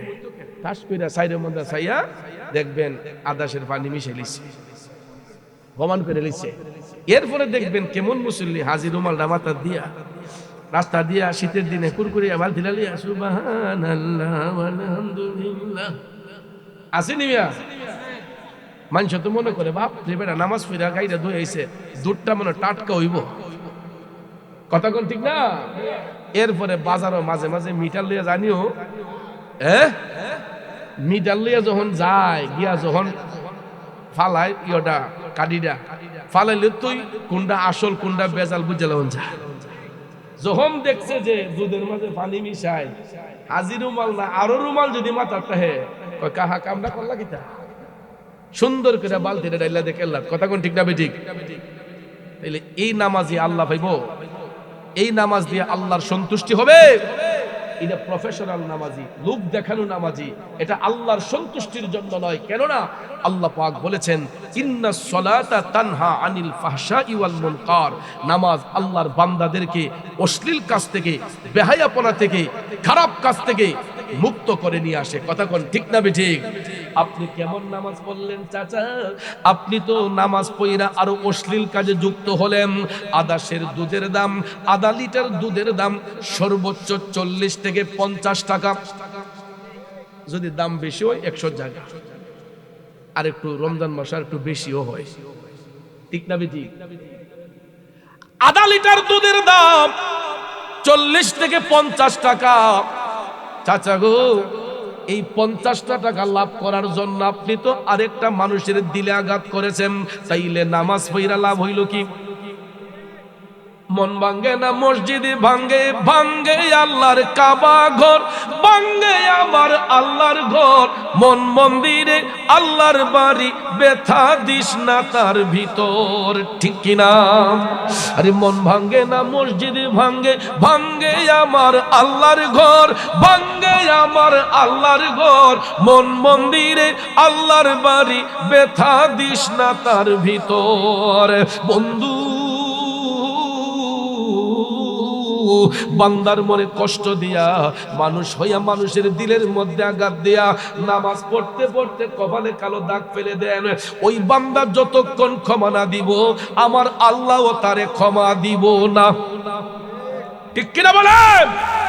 এই জন্য আমার বাবাজিরা আল্লাহ রাব্বুল আলামিন বলেছেন নিশ্চয়ই নামাজ আল্লাহর বান্দাদেরকে অশ্লীল কাজ থেকে, খারাপ কাজ থেকে মুক্ত করে নিয়ে আসে। এ বন্ধু, এই জন্য লোক দেখানো ইবাদতকারীকে আমার আল্লাহ পছন্দ করে না। লোক দেখানো ইবাদতকারীকে জাহান্নামের সবচাইতে খারাপ জায়গার মধ্যে রাখা হয়। ওই জায়গাটার নাম হইছে জুব্বুল হুজম। এর চাইতে খারাপ কোনো জায়গা জাহান্নামে নাই। এই দুজকি মানুষের শরীরের পচা পুঁজগুলা ওই সমস্ত লোক দেখানো ইবাদতকারীকে জাহান্নামের মধ্যে নিয়ে খাবার পণ্য দেওয়া হয়। তাইলে বলুন আমরা ইবাদত করব কারে খুশির জন্য? ও নামাজ পড়ো রে, গহীনে ডুবিয়া নামাজ পড়ো, পঞ্চ আত্মা মুক্তা দিয়া জ্ঞানী মান সাজাইও রে, গহীনে ডুবিয়া নামাজ পড়ো। নামাজ শুধু পড়লেই হবে না বাজান, নামাজটা নামাজের মতো পড়তে হবে, যেই নামাজের মধ্যে কোনো রিয়া থাকবে না, যেই নামাজের মধ্যে কোনো ফখর থাকবে না, যেই নামাজের মধ্যে কোনো বিদ্বেষ থাকবে না, যেই নামাজের মধ্যে কোনো দুনিয়াবি উদ্দেশ্য থাকবে না। ওই নামাজ দিয়া কোনোদিন আল্লাহর সন্তুষ্টি হবে না, বরঞ্চ ওই নামাজ দিয়ে আল্লাহ পাওয়া যাবে, যেই নামাজ হবে একমাত্র আল্লাহ পাকের সন্তুষ্টির জন্য, ঠিক কিনা বলেন? আর ওই নামাজগুলা আল্লাহর ওলিরা গোপনে পড়ে, নির্জনে পড়ে। দুনিয়া লোভী মানুষগুলা যখন ঘুমের ঘরে যায়, তখন আল্লাহর পাগলগুলা এরা জাগ্রত হইয়া, ফেরারি হইয়া, নির্জনে নিস্তব্ধ অবস্থায় এরা দেখবেন পাহাড়ে জঙ্গলে গিয়া এরা রাত নিশীতে মৌলাকে সিজদা অবনত হইয়া আল্লাহর সঙ্গে প্রেমের কালেকশন তারা ফিট করে। কথা কোন ঠিক না বেঠিক? এই জন্য বাজান আমার বন্ধুরা আমার, দুনিয়ার মানুষগুলা পাগলারে খারাপ বলতো, নিন্দা করত। বন্ধুরে, ওই কিশোরগঞ্জের পাগলা বলেছিল, আমি তোদেরকে মসজিদ বানাইয়া দিয়া যাই, কিয়ামত পর্যন্ত তোরা আমি পাগলার কথা স্মরণে রাখবি। কই তোমরা নামাজ পড়তে, আচ্ছা নামাজের স্থান দিয়া যাই। পাগলা যাওয়ার সময় এই মসজিদের স্থান দিয়া গেছে। এখন এই পাগলা মসজিদ এত সুন্দর রূপ ধারণ করছে, আপনারা গুগলে ইউটিউবে এখন সার্চ করেন, দেখতে পাবেন কিশোরগঞ্জের পাগলা মসজিদ, যেটা মানুষ শুক্রবারে জুমা পড়ার জন্য আমি জানতে পেরেছি বিভিন্ন জেলা উপজেলার মানুষ এই পাগলা মসজিদে যায় জিয়ারতের জন্য এবং নামাজ পড়ার জন্য। তো ফজরের নামাজ পড়ে যদি কেউ মসজিদ থেকে বাইরে হয়, তাহলে আর জুম্মা পড়ার টাইম পায় না। ফজরের নামাজ পড়েই মসজিদের ভিতরে বসে থাকতে হয় যদি কেউ ভিতরে নামাজটা পড়তে ইচ্ছে করে। এমন পরিমাণ মানুষ প্রতি জুমার দিনে পাগলা মসজিদে যায়। এখন ভাইবা দেখেন, চিন্তা করে দেখেন, মুসল্লি কি পরিমাণ সেখানে আছে। আর পাগলা এমন এক কাজ কইরা গেছে, আমার মৌলার সাথে প্রেমের কালেকশন ফিট কইরা এই মসজিদ বানাইয়া দিয়ে গেছে। বাংলাদেশের মানুষ নয়, বিভিন্ন দেশ থেকে মানুষ আইসা পাগলার মসজিদে এমন হাদিয়া তোহফা দেয়, প্রতি 1 মাস 2 মাস পর পর এই দান বাক্স খোলা হইলে দেখা যায় কোটি কোটি টাকা। এও টাকাগুলা বস্তার ভিতরে বইরা বৎসরে একবার যখন তারা গনে, নাকি 2 মাস 3 মাস পর পর জানি গনে, তখন বস্তা আর 10 বস্তা টাকা হয়ে যায়। ইডি গনতে গেলেও ঘন্টার পর ঘন্টা সময় লাগে। কোটি কোটি টাকা পাগলার মসজিদে দুনিয়ার মানুষগুলা গিয়া নজরানা দিতেছে। আর এই মসজিদের টাকা দিয়া মসজিদের কাজ 12 মাস চলতেছে, খালি সুন্দরী করে, খালি সুন্দরী করে। তাইলে ভাইয়ের আমার, যেই ব্যক্তির সিনার মধ্যে আল্লাহর ঘর বানানোর প্রেম থাকে, মহব্বত থাকে, ওই ব্যক্তি কি কোনো মানুষের ক্ষতি করতে পারে? কোনো মানুষকে নিয়ে নিন্দা করতে পারে? এই জন্য যুবক ভাইয়ের আমার, কিশোরগঞ্জের পাগলা দুনিয়া নবী পাগল ছিল না, আমার মৌলার প্রেমে পাগল ছিল। আর আল্লাহর প্রেমের পাগল যারা হয়, এরা দুনিয়ার চিন্তা করে না, এরা আখিরাতের চিন্তা করে। ওই পাগলা দুনিয়ার কোন লোভ লালসার মধ্যে ছিল না, এত সিম্পল ভাবে চলাফেরা করত। দুনিয়ার মানুষ তাকে অবজ্ঞা করলেও আমার আল্লাহর কাছে তার ইজ্জত কম ছিল না, বেশি ছিল? জোরে কোন কম ছিল না, বেশি ছিল? তাইলে আমরা এই সম্মানের অধিকারী হতে চাই কি চাই না? একটু দুরূদ শরীফ পড়ুন, আল্লাহুম্মা সাল্লি। মাশাআল্লাহ, মাদাল্লাহুম্মা সাল্লি।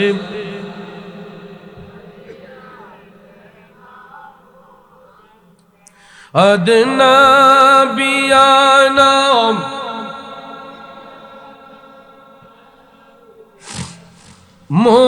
মুহাম্মাদ নবিয়ানা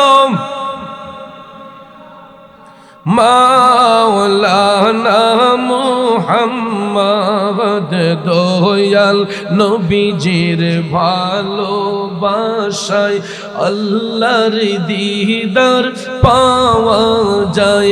আমার নূর নবীজির ভালোবাসায় আল্লাহর ওলি হওয়া যায়। আল্লাহুম্মা সাল্লি আলা। মাশাআল্লাহ। আদনা বিয়ানা মাওলানা। আমার যুবক বন্ধুরা, বাবাজিরা, যেই কথাটা আপনাদের কাছে বলতে চেয়েছিলাম, কোনো মানুষ নিয়ে কখনো হিংসা করতে নাই, মানুষকে কখনো নিন্দা করতে নাই। কারণ মানুষের দিলের মধ্যে আঘাত দিয়া যতই নামাজ বন্ধ যাবে। এই জন্য যারা বান্দা থেকে আল্লাহর বন্ধু হয়, এরা কোনোদিন কোনো মানুষের ক্ষতি করে না। আল্লাহর ওলি যারা হয়, এরা কোনোদিন মানুষের ক্ষতি করে যায় না, কোনোদিন মানুষের হক নষ্ট করে না, কাউরে ওজনের মধ্যে কম দেয় না। বরঞ্চ দুনিয়ার লোভী মানুষগুলা যখন ঘুমের ঘরে থাকে গো, ওই মুহূর্তে আল্লাহর প্রেমের পাগলগুলা মুমিন বান্দাগুলা জাগ্রত হইয়া চোখের পানিগুলা ছেড়ে দিয়া এরা তাহাজ্জুদের নামাজ পড়ে, এরা আল্লাহর জিকিরে ফানা হয়। গফুরুর রহিম নাম তোমার আল্লাহ, আল্লাহু আল্লাহ রহমানুর রহিম, হু আল্লাহ। এই নাম ধরে ধরে আল্লাহর ওলিগণ জিকির করতেন, এই নাম ধরে ধরে মুমিন বান্দাগণ আল্লাহর জিকিরে ফানা হতেন। আর তাদের চোখের পানি যখন জমিনে পড়তো, আল্লাহর রহমতের দরিয়ার মধ্যে ঢেউ খেলতো, তখন আমার আল্লাহর কাছে মায়া হইয়া যাইতো। তখন আল্লাহর ওলিদের চোখের পানির বদৌলতে আমার আল্লাহ তাদেরকে ইলমে লাদুনি দান করতেন, তাদের সিনার মধ্যে আমার আল্লাহ অদৃশ্যের জ্ঞান দান করতেন। আল্লাহু আকবার কোন। এমনই একজন আল্লাহর ওলি যিনি আল্লাহ আল্লাহ জিকিরে মাশগুল ছিলেন। উনি ভারতবর্ষে হরিয়ানা প্রদেশে জন্মগ্রহণ করেছিলেন, কলন্দর শহরে। এই আল্লাহর ওলির নাম হচ্ছে হযরতে বুয়ালি শাহ কলন্দর রহমাতুল্লাহ আলাইহি। চিল্লায়ে কন্যা সুবহানাল্লাহ। যখন মুসলমানদের কোনো বাক স্বাধীনতা ছিল না, মুসলমানরা অত্যাচারিত হতো, নির্যাতনের শিকার হতো, হিন্দু জমিদারদের বাড়ির পাশ দিয়া মুসলমানরা জুতা পা দিয়ে যেতে পারত না, মাথায় ছাতা দিয়ে যেতে পারত না। হিন্দু জমিদাররা এইরকম টর্চারিং মুসলমানদেরকে করত। মুরব্বীরা বলতে পারবেন, এখনের যুগের পোলাপানরা এই ইতিহাস জানে না। কিন্তু যখন এই ব্রাহ্মণবাড়িয়ার মানুষ ত্রিপুরা রাজ্যের অধীনে ছিলেন, তখনও কিন্তু মুসলমানদের বাক স্বাধীনতা ছিল না। হিন্দু জমিদাররা মুসলমানদেরকে অনেক টর্চারিং করত। কিন্তু দেখেন বর্তমানে 95% মুসলমানের দেশে হিন্দু বৌদ্ধ খ্রিস্টানরা আমরা মুসলমানদের কাছে নিরাপদ। আমরা কি তাদের মন্দিরে গিয়ে আগুন দেই? তাদের গির্জার মধ্যে গিয়ে আগুন দেই? আমরা সম্প্রীতির মাধ্যমে তাদেরকে স্নেহ করি, তাদের ধর্ম তাদেরকে পালন করতে দেই। তারা সংখ্যাগরিষ্ঠ কম হলেও আমাদের উপর তারা কোনো আক্রমণাত্মক হামলা করে না, ঠিক না ঠিক? কিন্তু কোন এক সময় যখন এইগুলা ত্রিপুরা রাজ্যের অধীনে ছিল, হিন্দু জমিদাররা মুসলমানদের উপর টর্চারিং করত এবং তাদেরকে মুনি খাটাইতো, কাজ কম করাইতো। মুসলমানদের কোনো বাক স্বাধীনতা ছিল না, সেলাইযুক্ত কাপড় মুসলমানরা পরতে পারছিল না। তখন তারা ধুতি কাপড় হিন্দুদের মতোই পরতে হতো। একমাত্র আল্লাহর ওলিগণ তরিকতের মশাল নিয়ে আসার কারণে আজকে ধুতি কাপড় থেকে আমরা সেলাইযুক্ত কাপড় পেয়েছি। এর পিছনে সবচেয়ে বড় অবদান হচ্ছে আল্লাহর ওলিদের। কিন্তু বর্তমান সময়ে দেখবেন তৌহিদি জনতার নাম দিয়া কিছু কিছু দাড়িওয়ালা টুপিওয়ালা দেখবেন এরা আল্লাহর ওলিদের মাজার শরীফে হামলা করে। এরা দেখবেন অনেক জায়গায় সুন্নি মসজিদের মধ্যে হামলা করে, আছে না নাই? আজ পর্যন্ত কোন হিন্দু ভাই কোন মাজার শরীফে হামলা করে নাই। কোন খ্রিস্টান পাড়ার মানুষ আল্লাহর ওলির মাজার শরীফের একটা ইট খুলে নাই। খুলছে কারা? যাদের মুখে ছিল দাড়ি, মাথায় ছিল টুপি, যাদের পরনে ছিল পাঞ্জাবি, নাম দিয়েছে তৌহিদি জনতা। কিন্তু ভাইয়ের আমার, তৌহিদি জনতা নাম দিয়া আপনি ইসলামের সাইনবোর্ড দিয়া এমন একটা খারাপ বিহেভ করেছেন, যাদের বিষয়ে আল্লাহ রাব্বুল আলামিন জিহাদ ঘোষণা করছে, স্বয়ং আল্লাহ যাদেরকে বন্ধুরূপে গ্রহণ করেছে, আল্লাহর ওলিদের মাজার শরীফগুলোর উপর হামলা হয়েছে। আমার আল্লাহ সার দেয় কিন্তু সাইরা দেয় না। মাঝে মধ্যে দেখবেন টর্নেডো, ভূমিকম্প আইনেও একটু আগে আমি কইছি মাহফিলটাতে যে এই ভূমিকম্পগুলো আসে কেন? আল্লাহ তাআলা ভূমিকম্পগুলা কেন পাঠান? আল্লাহর বান্দারা যখন পাপ করতে করতে যখন সীমা লঙ্ঘন করে ফেলে, অত্যাচার করতে করতে যখন সীমা অতিরিক্ত করে ফেলে, তখন আমার আল্লাহ নারাজ হইয়া আমাদেরকে রেড সিগন্যাল দেন। মাঝে মধ্যে আল্লাহ তাআলা ভূমিকম্প, টর্নেডো, বিভিন্ন ঝড় তুফানের মাধ্যমে আমাদেরকে আল্লাহ তাআলা ধাক্কা দেয়, যাতে আমরা সতর্ক হয়ে যাই। কথাগণ ঠিক না বেঠিক? গত 3 সপ্তাহ আগে 7.1 মাত্রায় যে ভূমিকম্প হয়েছিল, ঢাকা শহরটারে মোটামুটি তছনছ করে লেছে।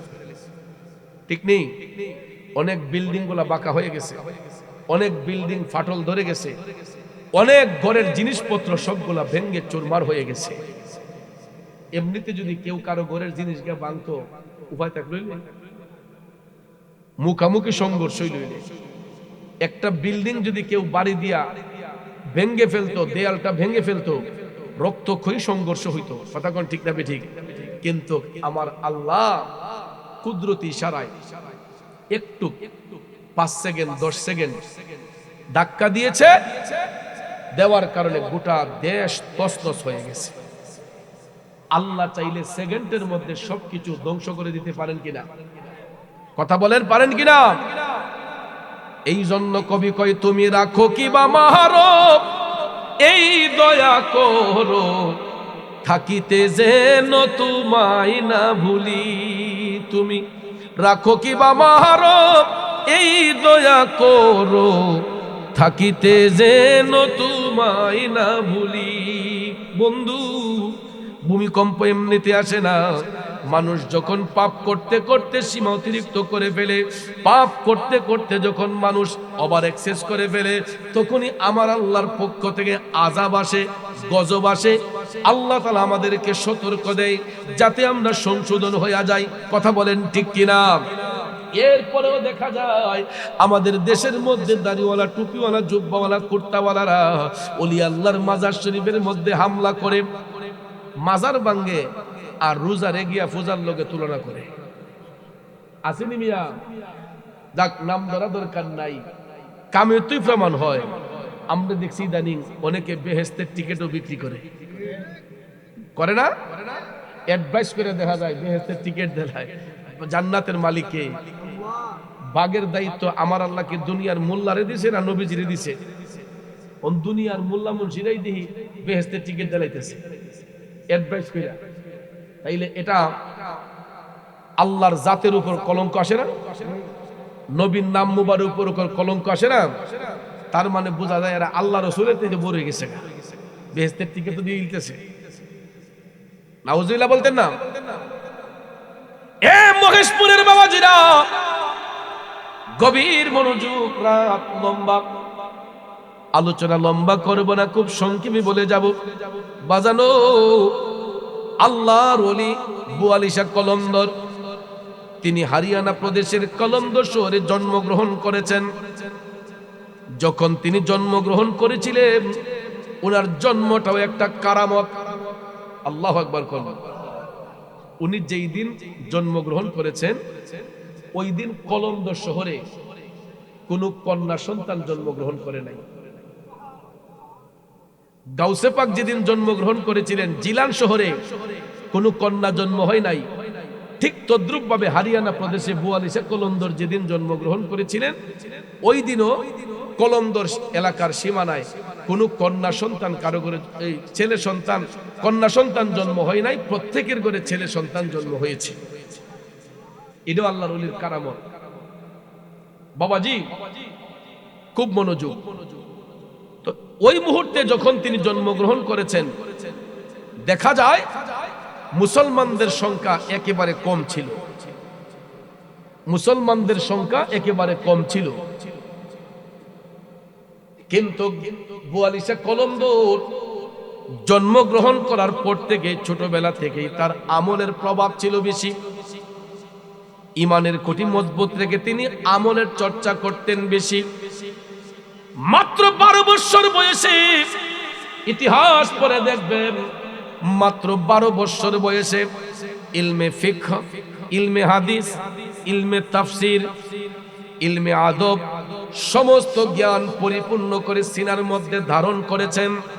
বুয়ালিশা কলন্দর সমস্ত জ্ঞানে গুণান্বিত হইয়া যার সিনা প্রশস্ত হয়েছে, যার সিনা প্রশস্ত হয়েছে, কাশফুল কুলুব হয়েছে, যার অন্তর চোখ দিয়ে শুধু দুনিয়া নয় আল্লাহর আরশ পর্যন্ত দেখতে পেতেন। কারণ যারা মুমিন হয়, মুত্তাকি হয়, যারা আল্লাহর ওলি হয়, এরা শুধু জাহিরি চোখ দিয়া দেখে না। জাহিরি চোখ দিয়া তো শুধু দুনিয়াটা দেখা যায়, আর কাশফুল কুলুবের মাধ্যমে অন্তর চক্ষু দিয়া আল্লাহর আরশ পর্যন্ত দেখা সম্ভব হয়ে যায়। এই ক্ষমতা দিয়েছেন কে? এই জন্য ভাইয়ের আমার, আল্লাহর ওলিগণ চোখ বন্ধ করলেই তাদের মকাম অনেক দূরে চলে যেত। কথা কোন ঠিক না ঠিক? 42 কলমদর, ইলমে ফিকহ, ইলমে হাদিস, ইলমে তাফসীর, সমস্ত জ্ঞানে গুণান্বিত হইয়া তিনি যখন ইসলামের কাজ প্রচার প্রসার করতেন, হরিয়ানা প্রদেশের মধ্যে কিছু তন্ত্র মন্ত্রে বিশ্বাসী কিছু জাদুঘর ছিল, তান্ত্রিক, যারা তন্ত্র মন্ত্র করত। বাবাজি তোমরা কথা বলে না বাবা, তোমরা কথা বললে ডিস্টার্ব হয়, ঠিক আছে? কথা বলবা, একটু নীরব থাকবা, ঠিক আছে? এটা হেরার দোষ না, এটা বয়সের দোষ, ঠিক না? ও কিন্তু তার দমক দিলই তো না, বুঝাই তুইব ভালোবাসা দিয়া। কারণ ইফুলা ফান্ডি তো আমরারও, ঠিক না? হয়তো কারো ছেলে, কারো বাতিজা, কারো নাতি, ইডিরে ভালোবাসা দিতেইব, কারণ এরা তো আর জানে সহ্য হইতেছে না, খালি কোন সময় ফুটলাটা দেলাইব, ঠিক না হুজুর? এরা কিন্তু ভালো মন্দ যাচাই বাছাই করতে আইছে না, এরা আইতেছে যে কোন সময় হুজুরে আল্লাহ আমিন কইব আর ফুটলাটা দিলে টিপা দেখবো গুছ কটা গেছে, ঠিক নেও? আমি প্রায় সময় দেখি তো দোয়া যে করি, অনেক সময় চাইয়া দেখি প্যাকেট টাইলো ফুলা মানে উল্টাইয়া আগে টিপ্পা দেখে গোস্ত টুকরা কটা গেছে, ফলটি মরুক হোক, গরু গোস্ত হোক, যাক বাবা রে, তাবারুক, এটা নিয়ামত। আমার গাউসে পাক বলছেন যে মিলাদ মাহফিল শেষে যে তাবারুক বন্টন হয়, এটা 41টা রোগের ওষুধ হয়ে যায়। আরো আসতে কোন গাউসে পাক কি মানেন না আপনারা? তিনি কি আমার আপনার মতো সাধারণ ব্যক্তি, যিনি এশারের ওয়াক্তের ওযু দিয়ে ফজর পর্যন্ত ইবাদত করছেন 1 বছর আর 2 বছর না, একটানা 40 বছর। আমরা তো মনে অমানই করি নাকি? এশারের ওয়াক্ত দিয়া, এশারের ওয়াক্তের ওযু দিয়া ফজর পর্যন্ত যিনি ইবাদত করছেন একটানা 40 বছর, উনি কি আমাদের মতো? এই গাউসে পাক কুতুবে রব্বানি মাহবুবে সুবহানী শাইখ সুলতান মহিউদ্দিন আব্দুল কাদের জিলানী আল গিলানী আল বাগদাদী রাদিয়াল্লাহু তাআলা আনহু বলেছেন, মিলাদ মাহফিল শেষে যে তাবারুক বন্টন হয়, এটা 41টা রোগের ঔষধ হয়। এই জন্য বাবা গোস কম আর বেশি, তাবারুক তো তাবারুকই, ঠিক না বেঠিক? এটা সবার জন্য আছে মনা। আরেকটি কিছু সময় বসতে রাজি আছেন তো সবাই? ইনশাআল্লাহ নির্দিষ্ট টাইমের মধ্যেই মোনাজাত আমরা করব, কষ্ট হবে না তো? তাইলে আর একটু দুরূদ শরীফ পড়েন, আল্লাহুম্মা সাল্লি, মাশাআল্লাহ, মুহাম্মাদ নবী মাওলানা। একটু মনোযোগ আমার বাবাজি, যেই কথা আমি বলেছিলাম, মুসলমানদের সংখ্যা খুব কম ছিল হরিয়ানা প্রদেশের মধ্যে। কলন্দর শহরে আল্লাহর ওলি বুয়ালি শাহ, তিনি আল্লাহ আল্লাহ জিকির করতেন, যার কাশফুল কুলুব ছিল, অন্তর চক্ষু পরিষ্কার ছিল। ওই এলাকার তন্ত্র মন্ত্র বিশ্বাসী জাদুকররা অনেকভাবে চেষ্টা করেছে বুয়ালি শাহ কলন্দরের সিনার মধ্যে বান দেওয়ার জন্য, তার আমলকে নষ্ট করার জন্য, তার কণ্ঠস্বরকে দমিয়ে রাখার জন্য। এমন কুফরি আসেনি, কালো জাদু আসেনি, অহন্ত ফুলা মানে কালো জাদুতে বিশ্বাসী। শুনেন, কোন মুসলমানের বাচ্চা যদি, মুসলমানের সন্তান হইয়া যদি কেউ এরকম জাদু মন্ত্রে বিশ্বাসী হয়, কুফরি কালামে গিয়ে আসক্ত হয়, তাহলে ওই ব্যক্তির স্থান জাহান্নামের সবচেয়ে নিকৃষ্ট জায়গায় হবে, এবং ওই লোকটা আমার নবীর সুপারিশ থেকে বঞ্চিত হবে। যারা দুনিয়াতে কুফরি কালামে বিশ্বাসী, কিন্তু আমরা দেশের মাঝে কিছু কিছু মানুষ আছে নগদ চায়, কয়ের এক চালাও টেহাজত লাগে দিয়া, হুজুর এই কবিরাজের দ্বারা কয় হে রে বান্দা কেমনে দেওয়ান যায়, কেমনে তারে আমার থেকে দূরে সরানো যাইব, কেমনে স্ত্রীর থেকে স্বামীর দূরে সরানো যাইব, পরিবারও কেমনে অশান্তি লাগানো যাইব, কেমনে মানুষকে ক্ষতিকরণ যাইব, এরকম কুফুরি কালাম আসেনি? এইগুলা হারাম। কোন মুসলমানের সন্তান যদি এইগুলার প্রতি বিশ্বস্ত হয়, আশ্বস্ত হয়, তাহলে তার ঈমান আমল সব বরবাদ হয়ে যাবে। আর ঈমান আমল যদি বরবাদ হয়ে যায়, ওই ব্যক্তির ঠিকানাটা জান্নাতে না জাহান্নামে? কেউ আপনার কি কষ্ট লাগছে কথা না? নবীর প্রেমিকেরা, হারিয়ানা প্রদেশের মধ্যে সমস্ত জাদুকররা অনেক চেষ্টা করেছে বুয়ালিশা কলমদরকে বান দেওয়ার জন্য, তাকে দমিয়ে রাখার জন্য। কোনোভাবেই এরা সাকসেস হতে পারে না। এক পর্যায়ে ওই হারিয়ানা প্রদেশের যত হিন্দু রাজা ছিল, সমস্ত রাজারা কয় এমনই তো না, তারে কৌশলে বুঝাইতে। তখন বুয়ালিশা কলমদরকে দাওয়াত করছে। ওই এলাকার যত হিন্দু রাজা ছিল সবাই মিলিয়া দাওয়াত করছে তাদের ক্যাপচারে নেওয়ার জন্য। বুয়ালিশা কলমদর গেলেন। যাওয়ার পরে ওই হিন্দু জমিদাররা বলে যে বুয়ালি, তুমি যেই খোদার পূজা করো, তুমি যেই খোদারে ডাকো, তোমার খোদারা তো দেখা যায় না। নাউজুবিল্লাহ কোন না দেখা যে তুমি তোমার খোদারে ডাকতেছো, তোমার এই খোদার কোনো পাওয়ার আছে? নাউজুবিল্লাহ। বুয়ালিশা কলমদর কয় অবশ্যই অবশ্যই আমার আল্লাহ সর্বোচ্চ ক্ষমতার মালিক। কই তোমার খোদার যে পাওয়ার আছে এটা বুঝতাম কেমনে? কই আপনারা কিভাবে বুঝতে চান? বুয়ালিশা কলমদর বলে কিভাবে বুঝতে চান? তন্ত্র মন্ত্রে বিশ্বাসীরা কয় বুয়ালি, তুমি তো এই নামাজের মুসল্লায় দাঁড়াইয়া তোমার আল্লাহরে সিজদা করো না দেখা। যদি তোমার মওলা সত্য হয়, যদি তোমার আল্লাহ সত্য হয়, তোমার খোদার যদি পাওয়ার থাকে, অবশ্যই তো তোমার খোদা তোমারে সাহায্য করবে। বুয়ালিশা কলমদর কয় অবশ্যই আমার খোদা আমারে সাহায্য করবে। এবার হিন্দু জমিদাররা বলতেছে বুয়ালি, তাইলে তোমার নামাজের মুসল্লাটা আমরা আজকে পানির মধ্যে ফেলে দেব। কিসের মধ্যে? পানির উপরে কি দাঁড়ানো যায়? নৌকা ছাড়া, তক্তা ছাড়া পানির উপর দাঁড়ানো সম্ভব?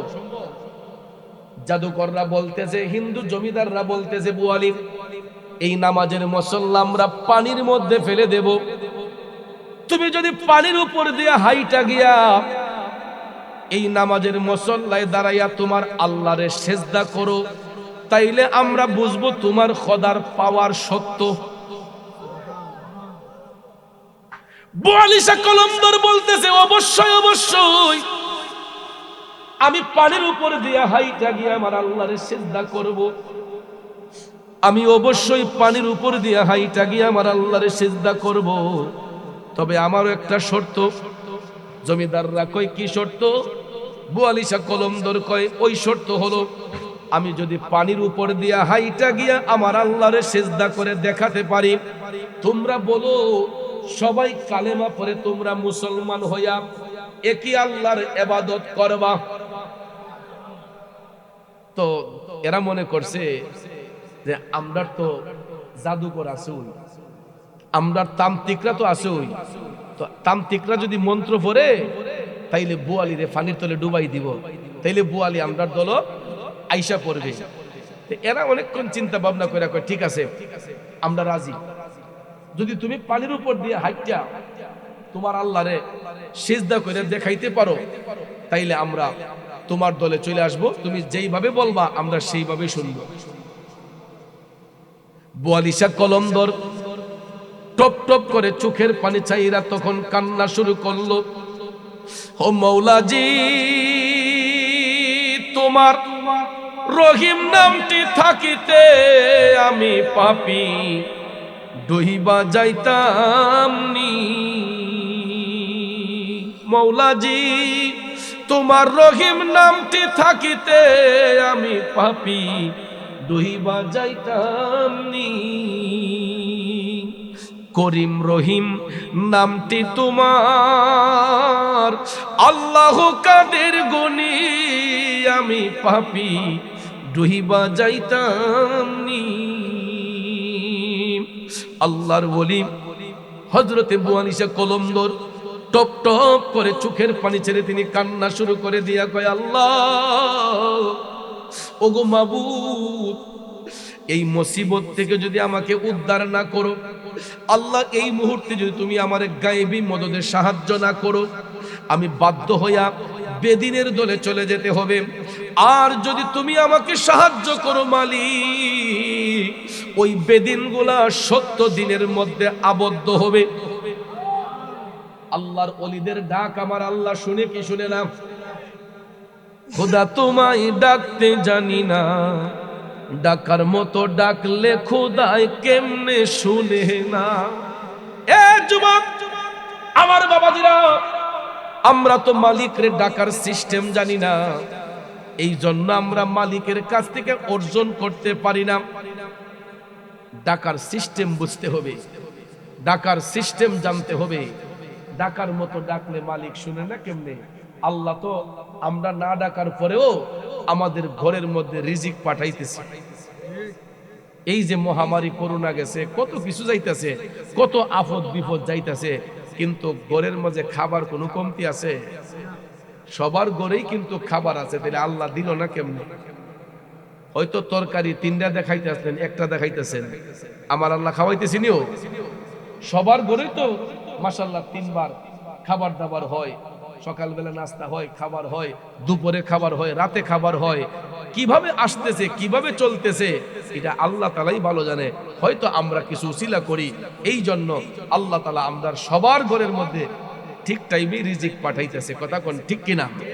তাইলে আল্লাহ দিল না কেমনে? অনেক সময় দেখবেন ফিসাব ধরে দইরা যখন তার স্বার্থের রূপে আঘাত পড়ে, না পীরের দ্বারা কুস্তা নাই, ঠিক নিও। ওই দিন একটা আসিও উঠে, আবার কষ্ট লাগে। একজনে ঋণ করছে প্রায় 15 লাখ, আমার মুরিদানের মাঝে 15 লাখ টাকা ঋণ করছে। আমি শুনছি আর কি আরেকজনের কাছ থেকে। এখন ঋণ দিতেও পারে না দিকা, পরে তার জায়গা আছিল, কিছু জায়গা বিক্রি করছে, কইরাও নাকি ঋণ দিতে পারে নাই, অথচ আমি জানি না। পরে বলে ফিসাব দইরা হালি আমার লোজা হইতেছে। ফিসাবি কি কইছে, তুমি ঋণ করতা, লাভের উপরে টেহা আনতা, ফত্তনের উপরে টেহা আনতা। আইনা কইলাম হে লস পড়ছে, তার বিট বেসন লাগছে, মানুষের ফাউনা দেওয়ান লাগছে, দোষ হয়েছে কার? ওই ফিট দইটা আমার কোনো উপকার হয়েছে না, এবারে ধরার পর থেকে হালি আমার যাইতেছে। তাহলে আচ্ছা বলেন, তার ঈমান আছে না গেছে? আছে না গেছে? বাবাজিরা আমার, বন্ধুরা আমার, গভীর মনোযোগ। ইচ্ছা কইলে আরো কত কথা কোন যা, যাক এদিকে যাইব না। আমি যেই কথা বলতেছিলাম বাজান, বুয়ালিশা কলমদরের আলোচনা। বাজান আমার, বুয়ালিশা কলমদর মৌলারে ডাক দিয়া কয়, আল্লাহ এই মুহূর্তে যদি তুমি আমাকে সাহায্য না করো, আমি বেদিনদের অন্তর্ভুক্ত হয়ে যেতে হবে। আর যদি এই মুহূর্তে তুমি আমার সাহায্য করো, আল্লাহ ওই বেদিনগুলা 70 দিনে আসবে। এটা শোনার সঙ্গে সঙ্গে আরজি যখন পেশ করলেন, আমার আল্লাহর কাছে কবুল হয়ে গেছে। ইমানি জজবা নিয়া, ইমানি সাহস বুকের মধ্যে নিয়া দেখা যায় বুয়ালিশা কলমদর হাইটা হাইটা হাইটা তিনি যখন নদীর কাছে গেলেন, নদীর পারে যাইয়া যখন পানির উপর পা রাখলেন, পাও তো আর নিচের দিকে যায় না। দয়াল আল্লাহ রে, কি নাম জপলে পাবো তোমারে, দয়াল আল্লাহ রে, কি নাম জপলে পাবো তোমারে। বুয়ালিশা কলমদর মহান আল্লাহর সন্তুষ্টি অর্জনের জন্য, আল্লাহকে সিজদা করার জন্য সহি নিয়তে ঈমানি জজবানিয়া পানির উপর যখন কদম রাখলেন, পাও তো আর নিচের দিকে যায় না, সামনের কদম রাখলেন এটাও নিচে যায় না, আরেকটা রাখলেন পাও নিচে যায় না, যাইতে যাইতে যাইতে দেখা যায় অনেকটা দূর পানির পথিয়া তিনি হাইটা হাইটা নামাজের মুসল্লার মধ্যে গিয়া দাঁড়াইছে। দাঁড়ানোর সাথে সাথে কিবলামুখী হইয়া বুয়ালিশা কলমদর ডাক দিছে, আল্লাহু আকবার, আল্লাহু আকবার। এই শব্দের পাওয়ার আছে না নাই? বুয়ালিশা কলমদর আমার মৌলার ডাক দিলেন, আল্লাহু আকবার ধ্বনি দেওয়ার সাথে সাথে সমস্ত জাদুবিদ্যা দূর হইয়া গেছে। কারণ জমিদাররা বলছে তান্ত্রিকদেরকে, তোমাদের জাদুবিদ্যার মধ্যে যা আছে আজকে সব সারো।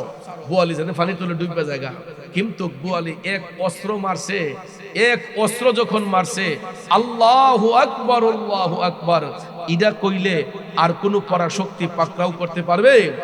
দেখা যায় আল্লাহু আকবার ধ্বনির কাছে সব কিছু চুরমার হয়ে গেছে।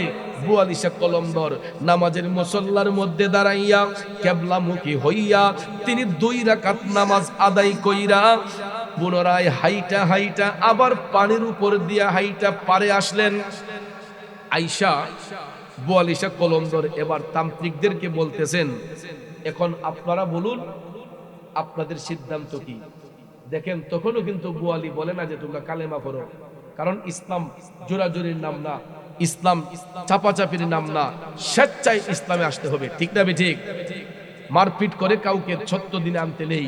এই জন্য বুয়ালিশা কলমদর ওনার কাজ শেষ করে উনি বললেন, আমি আমার কাজ করেছি, এখন তোমাদের সিদ্ধান্ত তোমরা নাও। তো প্রথমে যেই জমিদাররা কমিটমেন্ট করেছিল, এরা বলার আগেই যত তান্ত্রিক ছিল এরা সব আয়েশা বুয়ালিশা কলমদরের পায়ে পড়ে গেছে। ডাক দিয়া কয়, হুজুর জীবনে আমরা কত জাদু মন্ত্র করলাম, কত জাদুবিদ্যা দেখাইলাম, কিন্তু হুজুর আমরা দেখলাম সমস্ত জাদুবিদ্যা আল্লাহর কুদরতের কাছে হার মেনেছে। আমরা আজকের পর থেকে তওবা করতেছি, আর কোনদিন আমরা তন্ত্র মন্ত্র করতে চাই না, এখন থেকে আমরা এক আল্লাহর ইবাদত করতে চাই। আপনি আমাদেরকে কালেমা পড়ে মুসলমান বানাইয়া দেন। এখন জমিদাররা দেখছে যে যাদেরকে দিয়া পাওয়ার দেখাইতেছে, তান্ত্রিক তন্ত্র মন্ত্রদেরকে দিয়া পাওয়ার দেখায়, ও মা হেরাই যদি কালেমা বইরালায় তা আমরা শক্তি আর কই, তাইলে তো আমরা হিন্দু থেকে লাভ নাই। তখন জমিদাররা কয়, হুজুর তান্ত্রিকরা যদি কালেমা পড়ে মুসলমান হইয়া যায়, আমরা আর বাকি থাইকা লাভ কি? আমাদের সবাইকে আপনি কালেমা পড়াইয়া দেন। তখন বুয়ালিশা কলমদর নূরানি ঈমানি মধুর কালেমা লা ইলাহা ইল্লাল্লাহু মুহাম্মাদুর রাসূলুল্লাহ সাল্লাল্লাহু আলাইহি ওয়াসাল্লাম কালেমা পাঠ করাইলেন। এরা মুসলমান হয়ে গেল। মুসলমান হওয়ার সাথে সাথে যেখানে তারা দেবদেবীর পূজা করত, যেই মন্দিরের মধ্যে দেবদেবীর পূজা করত, এইগুলা দূর করিয়া কয়, হুজুর এখন আমরা এখানে মসজিদ নির্মাণ করব। তখন ওই হিন্দুরা মুসলমান হইয়া, তান্ত্রিকরা মুসলমান হইয়া, এরা জাদুবিদ্যা ছেড়ে দিয়া, এরা যেখানে পূজা করত দেবদেবীর পূজা করত, এইগুলা ছেড়ে দিয়া এরা এক আল্লাহকে সিজদা করার জন্য এই জায়গার মধ্যে মসজিদ নির্মাণ করেছে। এই হরিয়ানা প্রদেশে এই মসজিদের নাম মসজিদে বুয়ালি। আপনারা এখনো যদি গুগলে সার্চ করেন দেখতে পাবেন পানিপত শহরে আল্লাহর ওলি বুয়ালিশা কলমদরের মাজার। তিনি যেখানে নামাজ পড়েছিলেন সেখানে আমার আল্লাহ একটা শুকনা চর বাসাইয়া দিছে। মাঝে মাঝে দেখবেন নদীর মাঝখানে চর উঠে না, ভৈরব ব্রিজ পার হওয়ার সময় দেখবেন ডান দিকে তাকাইয়া